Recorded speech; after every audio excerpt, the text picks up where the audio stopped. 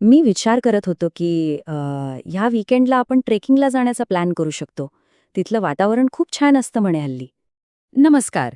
आपण रोज वीज वापरतो, पण ती आपल्यापर्यंत आणणारा जो ट्रान्सफॉर्मर आहे, तो आपलं काम किती चोख बजावतो.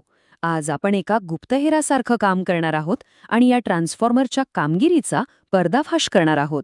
म्हणजे तो किती ऊर्जा वापरतो आणि किती वाया घालवतो याचा शोध घेणार आहोत. तर आपल्या या तपासाचा रोडमॅप असा असेल. सगळ्यात आधी आपण त्या अदृश्य शत्रूंना म्हणजेच लॉसेसना ओळखणार आहोत. मग 2 खास टेस्ट करून ओपन आणि शॉर्ट सर्किट टेस्ट त्यांना शोधून काढू. मग सगळ्या पुराव्यांवरून आपण कार्यक्षमतेचा हिशोब करू आणि शेवटी व्होल्टेज किती स्थिर राहतोय याची अंतिम तपासणी करू. चला तर मग सुरू करूया आपली ही तपास मोहीम.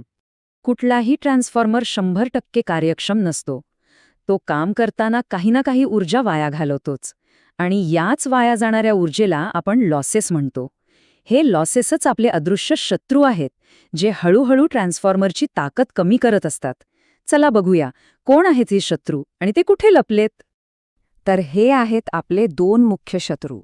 पहिला आयन लॉस, जो ट्रान्सफॉर्मरच्या कोअरमध्ये ठाण मांडून बसलेला असतो. हा एकदम स्थिर असतो, म्हणजे तुम्ही ट्रान्सफॉर्मरवर लोड टाका किंवा नका टाको, हा आपला चालूच असतो. आणि दुसरा आहे कॉपर लॉस. हा वाइंडिंगमध्ये होतो आणि हा बदलणारा असतो. म्हणजे जेवढा जास्त लोड तेवढा हा लॉस जास्त. आता या आयर्न लॉसला जरा जवळून पाहूया.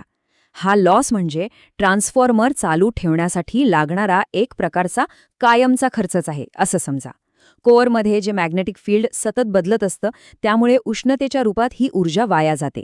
आणि गंमत म्हणजे ट्रान्सफॉर्मरवर काहीही काम चालू नसलं तरीही ही ऊर्जा सतत वाया जातच राहते. चला तर मग आपल्या पहिल्या शत्रूला म्हणजे या आयन लॉसला रंगेहात पकडायची वेळ आलीये. त्यासाठी आपण आपल्या तपासाची पहिली पायरी चढणार आहोत आणि ती आहे ओपन सर्किट टेस्ट. हे बघा, हे आहे आपल्या तपासाचं ठिकाण. इथे आपण काय केलंय तर हाय व्होल्टेज बाजूला पूर्णपणे मोकळं सोडलंय, म्हणजे ओपन ठेवलंय. आणि आपले पुरावे गोळा करणारे जे साथीदार आहेत, म्हणजे व्होल्टमीटर, ॲम्पमीटर आणि वॅटमीटर, त्यांना आपण लो व्होल्टेज बाजूला कामाला लावलंय. ही टेस्ट करायला खूप सोपी आहे. आपल्याला फक्त लो व्होल्टेज बाजूला त्याचा जो काही ठरलेला व्होल्टेज आहे तो द्यायचा आहे आणि मग शांतपणे बघायचं आहे की आपला वॅटमीटर किती पॉवर खर्च झाल्याचं दाखवतोय. आणि आपल्याला आपला पहिला पुरावा मिळाला. वॅटमीटरने जे काही रीडिंग दाखवलंय तोच आहे आपला पहिला शत्रू, आयन लॉस. कारण या टेस्टमध्ये लोड तर काहीच नाहीये, त्यामुळे करंट इतका कमी असतो की कॉपर लॉस नावापुरताही होत नाही. चला, पहिला शत्रू तर सापडला. एकाला तर आपण पकडलं. आता वेळ आहे दुसऱ्या आणि जास्त चलाक शत्रूला पकडण्याची, म्हणजेच कॉपर लॉसला. त्यासाठी आपण आपल्या तपासाचा दुसरा टप्पा सुरू करत आहोत, शॉर्ट सर्किट टेस्ट. ही आहे दुसऱ्या तपासाची तयारी. इथे सगळ्यात मोठा बदल काय आहे बघा. आपण लो व्होल्टेज बाजूला एका तारेने जोडून तिला शॉर्ट सर्किट करून टाकलंय आणि यावेळी आपली उपकरणं हाय व्होल्टेज बाजूला जोडलेली आहेत. ही टेस्ट जरा काळजीपूर्वक करावी लागते. आपण हाय व्होल्टेज बाजूला पूर्ण व्होल्टेज देत नाही, तर अगदी 5 ते 10% देतो आणि तोही हळूहळू वाढवतो. कशासाठी? तर फक्त इतका करंट तयार करायचा जेवढा तो फुल लोडवर घेतो आणि मग वॅटमीटर काय सांगतोय ते बघायचं. तर ह्या दुसऱ्या तपासातून काय कळलं? वॅटमीटर जे काही दाखवतोय तो आहे फुल लोडवर होणारा कॉपर लॉस.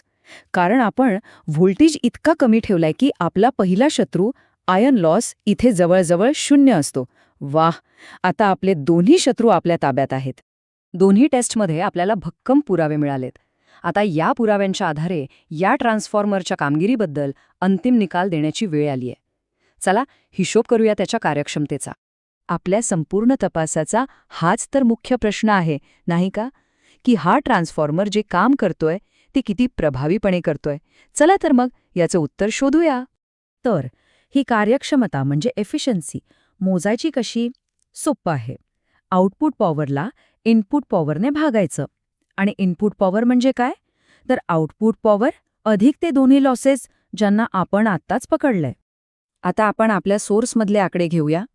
समजा आपल्याला 10,000 वॉट्सचं आउटपुट मिळतंय.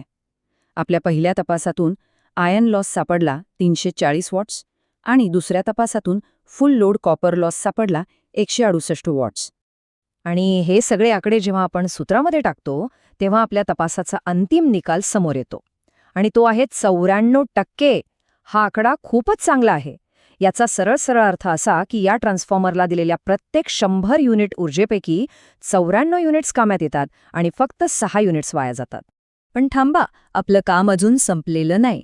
इफिशियन्सी तर कळाली, पण एक शेवटची आणि तितकीच महत्वाची गोष्ट तपासायची बाकी आहे, आणि ती म्हणजे व्होल्टेजची स्थिरता. आता हे व्होल्टेज रेग्युलेशन म्हणजे काय? सोप्या भाषेत सांगायचं तर जेव्हा आपण ट्रान्सफॉर्मरवर लोड टाकतो तेव्हा त्याचा आउटपुट व्होल्टेज किती खाली येतो याचं हे मोजमाप आहे. टक्केवारी जेवढी कमी तेवढा ट्रान्सफॉर्मर चांगला, कारण तो लोड बदलला तरी स्थिर व्होल्टेज देतो. आणि हे आहे ते मोजण्याचं सूत्र. आपण लोड नसतानाचा व्होल्टेज आणि फुल लोडवरचा व्होल्टेज यांच्यातला फरक काढून त्याची टक्केवारी काढतो.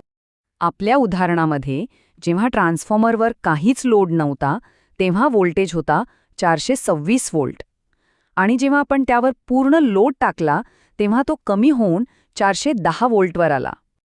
हे आकडे सूत्रामध्ये टाकल्यावर आपल्याला मिळतं 3.9%. हे खूपच चांगलं रेग्युलेशन आहे. याचा अर्थ हा ट्रान्सफॉर्मर लोडमधील बदलांना चांगल्या प्रकारे सामोरा जातो आणि आपल्या उपकरणांना एक स्थिर व्होल्टेज पुरवतो. तर आज आपण एका ट्रान्सफॉर्मरचं काम किती चांगलं आहे हे तपासून पाहिलं. पण जाता जाता एक विचार करूया. आपल्या घरात, आपल्या आजूबाजूला अशी कितीतरी उपकरणं आहेत जी रोज अशीच गुपचूप थोडी थोडी ऊर्जा वाया घालवत असतील. विचार करण्यासारखी गोष्ट आहे, नाही का?